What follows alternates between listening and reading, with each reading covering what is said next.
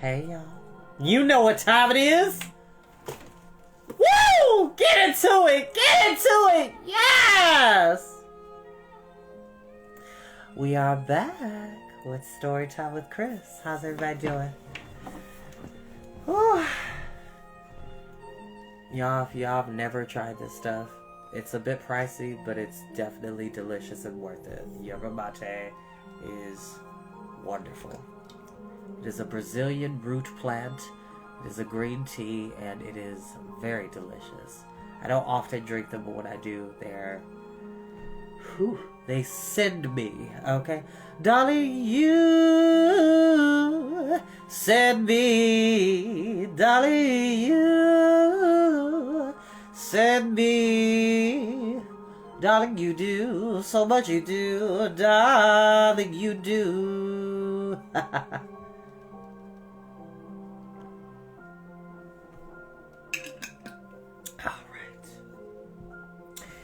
Now we're back with a series of unfortunate events, the Reptile Room. We are almost done. Because we will be starting the wide window after we're done with this. But I hope everybody is having a good night. Now, if you all are not aware, in East Palestine, which is if I'm not mistaken, northeasterly town in Ohio, had two trains collide into each other, and through that collision there was a huge explosion, which also caused a lot of hydrochloride to hit the water, and it's causing a lot of cloud coverage and toxic gases. But what I will say is this: one, I'm confident that the government will do whatever it needs to do to try to mitigate and fix the situation sooner rather than later. That is my hope. Number two, it's interesting that happened, and today was really interesting because it was a bit overcast today. I live in Yellow Springs, Ohio, which is southern Ohio, near Dayton, if you're familiar with that area. But I pray for the safety of my family in Cleveland. Everybody that's over in that area, please be safe, y'all. Be mindful of what you're doing, the water that you're drinking and whatnot, because it could potentially affect our irrigation system and so on. But one thing I found really interesting today, and there have been plenty of geological events that have backed up this. So whenever the planet itself has an issue or is attacked or is struck, let's just say that. We'll just use that and just bear with me for 1 second. It's interesting when these catastrophic ecological events happen to the planet, because the planet is quite sentient and it will definitely respond. Think about the times where in the summer where it's 90 degrees, potentially three digits, 100 degrees, 105. There was a point when I grew up in Atlanta, when I was in middle school and high school, where there was a summer where you were not allowed to go outside because it was so hot. The humidity was incredibly high. The heat was incredibly high. They even cautioned people to not go out unless it was for work or necessities. We had 3-digit weather for, I want to say, about 2 weeks or a week and a half, and it was kind of tumultuous. People were unfortunately passing out due to heat stroke and not hydrating and causing wildfires. It just wasn't a good time. But life and the planet itself is quite sentient, and it fixes itself in a way. That doesn't mean that we as human beings don't need to put in our own effort.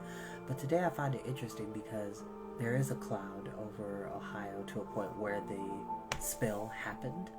But today, and it wasn't in the forecast for it to storm for most of the day, but it did rain when I got up for work this morning, and then it stopped. But then when I came back from work and came home to take a little nap before I went to the gym, which is where I came from before this, there was a bit of a thunderstorm. Heavy amount of rain. Heavy rain. The reason why I bring that up is because when you, in my mind, in theory, I feel as though when the planet is attacked or struck in that way, it will create the necessary environmental changes to dilute a situation or to try to sweep it away in a way. So I feel like the rain and the heaviness of such rain could then help with diluting those toxins from the soil, from the water itself, and so on. It doesn't completely fix a problem, obviously, but I just found that to be interesting, because when it gets extremely hot and it's incredibly humid, the instant reaction is that precipitation will occur in order to decrease the heat at the time. Or when you have extreme cold that does come about, there are heat fronts that will come in at a more quicker pace in order to mitigate that. So it's just a thought I've had. We can definitely have a time where we can discuss the geological changes and environmental changes of the planet and how it responds to certain phenomena, because we are merely small pieces on a larger scale, which is the planet Earth. Out of all the exoplanets that NASA has discovered, that the astrologists and scientists have discovered, we have hundreds of exoplanets, planets that are Earth-like but are not completely like Earth. So what that means is these are planets that are similar in atmosphere and even in environment to Earth, but not completely. And that's what's awesome about Earth, is that it is so unique in environment and atmosphere and structure that there is literally only one Earth. And that's where we're at. There could be hundreds of exoplanets that can be similar in design and structure, but they will never be the complete copy or genuine article of planet Earth. And I find that to be very interesting. Just wanted to get that off my chest. But we didn't come here to hear me blather. Obviously, there are meteorological changes that happen. I say that. A meteorologist can tell you why certain weather patterns happen when certain things happen to the planet, and there's science to back that up, is all I'm trying to say. I am not a registered scientist or meteorologist, but I have lived enough times in life that when certain things happen to the planet, it responds in kind. That's all I'm saying. So all of my engineers or friends that are in the world of science or environmental science, definitely please message me or comment below on your thoughts. Like I said, my thoughts and prayers go out to the citizens of East Palestine, Ohio, and hopefully we can find a viable and fast solution so this does not get out of hand any further.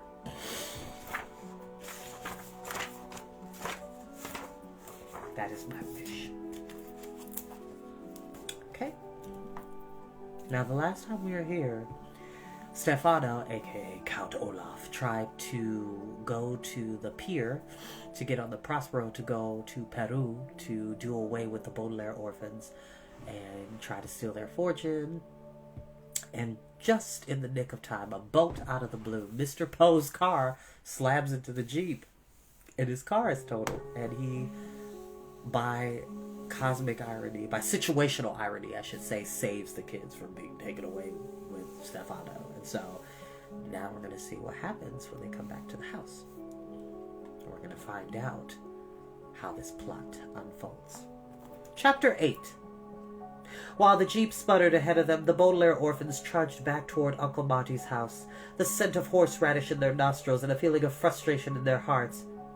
It is very unnerving to be proven wrong, particularly when you are really right and the person who is really wrong is the one who is proving you wrong and proving himself wrongly right? I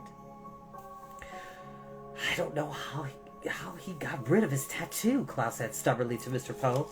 He was coughing into his handkerchief. But that's definitely Count Olaf. Klaus, Mr. Poe said when he had stopped coughing.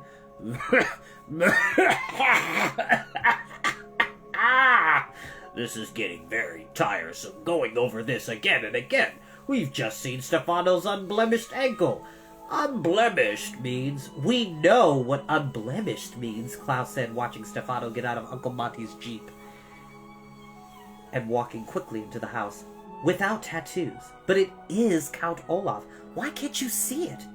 All I can see, Mr. Poe said, is what's in front of me. I see a man with no eyebrows, a beard, and no tattoo. That's not Count Olaf. Anyway, even if by some chance Stefano wishes you harm, you have nothing to fear. It is quite shocking that Dr. Montgomery has died, but we're not simply going to hand over you and your fortune to his assistant. Why, this man can't even remember my name. Klaus looked at his siblings and sighed. It would be easier, they realized, to argue with the snake-shaped hedge than with Mr. Poe, who had made up his mind. Violet was about to try reasoning with him one more time when a horn honked behind them. The Baudelaires and Mr. Poe got out of the way of the approaching automobile. A small gray car with a very skinny driver. The car stopped in front of the house and the skinny person got out. A tall man in a white coat. May we help you? Mr. Poe called as he and the children approached.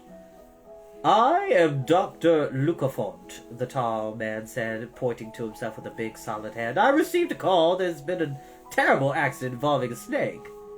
You're here already? Mr. Poe asked, but Stefano scarcely had time to call, let alone for you to drive here. I believe that speed is of the essence in an emergency, don't you? Dr. Lucafont said. If an autopsy is to be performed, it should be done immediately. Of course, Mr. Poe said quickly. I was just surprised. Where is the body? Dr. Lucafont asked, walking toward the door. Stefano can tell you, Mr. Poe said, opening the door of the house. Stefano was waiting in the entryway holding a coffee pot. I'm going to make some coffee, he said. Who wants some?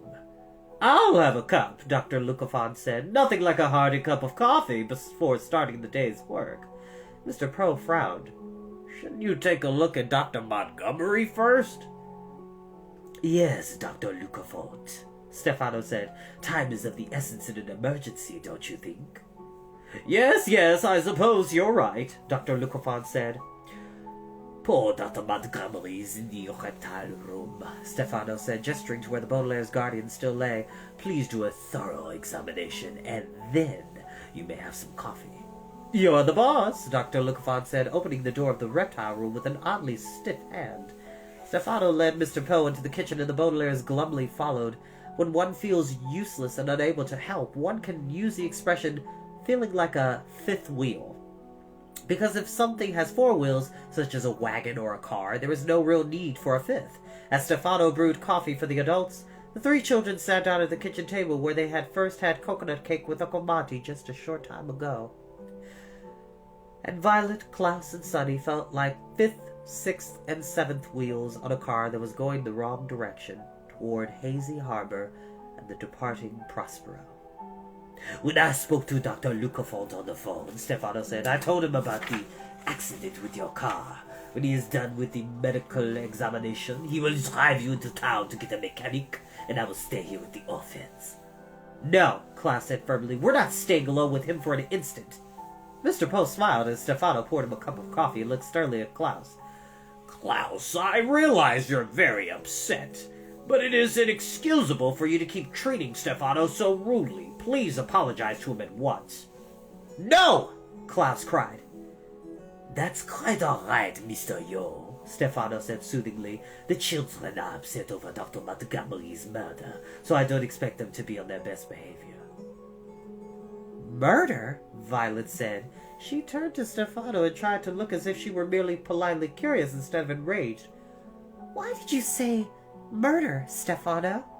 Stefano's face darkened, and his hands clenched at his sides. It looked as though there was nothing he wanted to do more than scratch out Violet's eyes. I misspoke, he said finally. Of course you did, Mr. Poe said, sipping from his cup. But the children can come with Dr. Lucafont and me if they feel more comfortable that way. I'm not sure they will fit, Stefano said, his eyes shining. It's a very small car, but if the orphans would rather, they could come with me in the jeep and we could follow you and Dr. Lucafont to the mechanic. The three orphans looked at one another and thought hard. Their situation seemed like a game, although this game had desperately high stakes. The object of the game was not to end up alone with Stefano, for when they did, he would whisk them away on the Prospero. What would happen then, when they were alone with Peru, with such a greedy and despicable person, they did not want to think about. What they had to think about was stopping it from happening. It seemed incredible that their very lives hinged on a carpooling conversation, but in life, it is often the tiny details that end up being the most important. Why don't we ride with Dr. Lucafont? Violet said carefully, and Mr. Poe can ride with Stefano. Whatever for? Mr. Poe asked. I've always wanted to see the inside of a doctor's automobile, Violet said, knowing that this was a fairly lame invention. Oh, yes, me too, Klaus said. Please, can't we ride with Dr. Lucafont?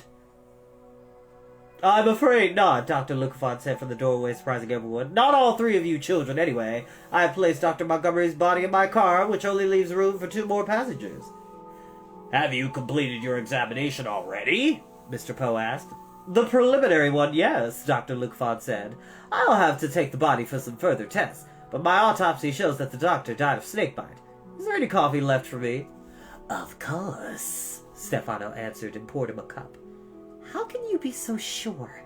Violet asked the doctor. What do you mean? Dr. Lucafont said quizzically. I can be sure there's coffee left because I can see it right here. What I think Violet means, Mr. Poe said, is how can you be sure that Dr. Montgomery died of snakebite? In his veins, I found the venom of the mamba de mole, one of the world's most poisonous snakes. Does that mean that there's a poisonous snake loose in this house? Mr. Poe asked. No, Dr. Lucafont said. The mamba de mole is safe in its cage. It must have gotten out, bitten Dr. Montgomery, and locked itself up again.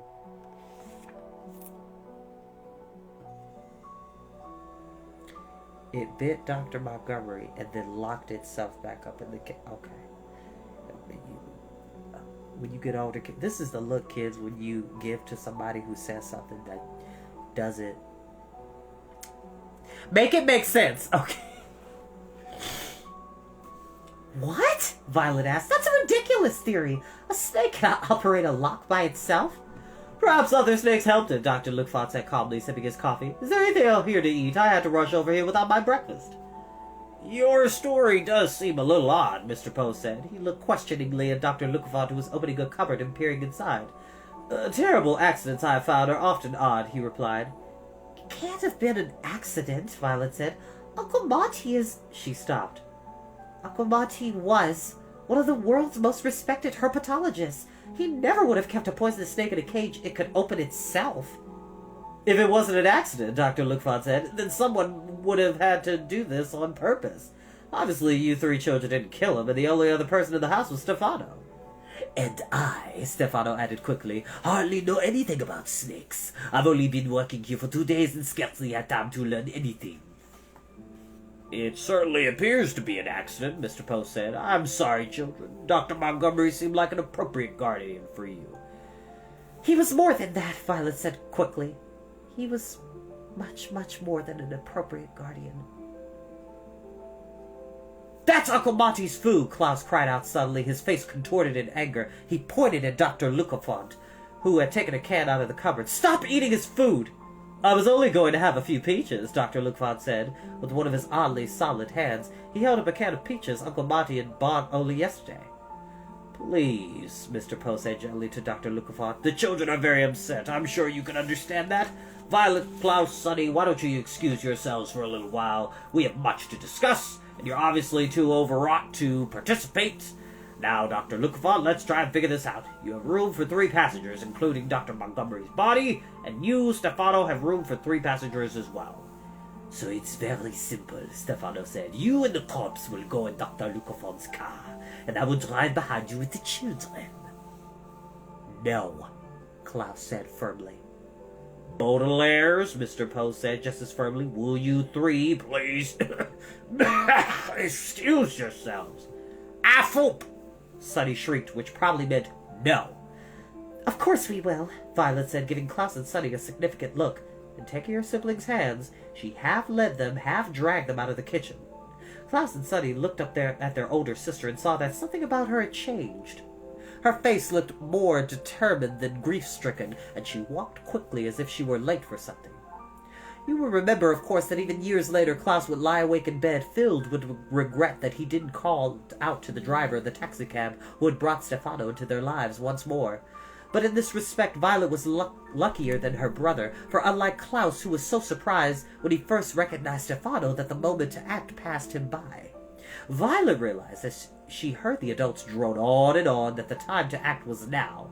I cannot say that Violet years later slept easily when she looked back on her life.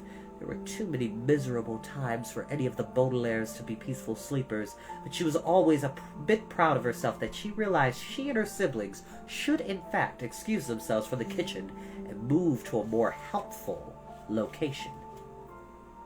"What are we doing?" Klaus asked. "Where are we going?" Sunny, too, looked questioningly at her sister, but Violet merely shook her head in answer and walked faster toward the door of the reptile room. And that is where we will end for tonight. Let me tell you something. Violet, she's got the plan. She's got it. It's giving very much Madame Curie. It's giving very much Virginia Woolf. It's giving very much Miss Frizzle's seatbelts, everyone! Like, her gears are going. She's thinking of a plan. Because if you remember correctly in previous chapters, Dr. Montgomery, Uncle Monty, said that as long as you take the time to learn about the reptiles, that no harm would ever come to you in the reptile room. We're going to find out what happens next time we meet. I'll see y'all next time. I love you all so very much. Have a great night, y'all. See ya. Bye-bye now.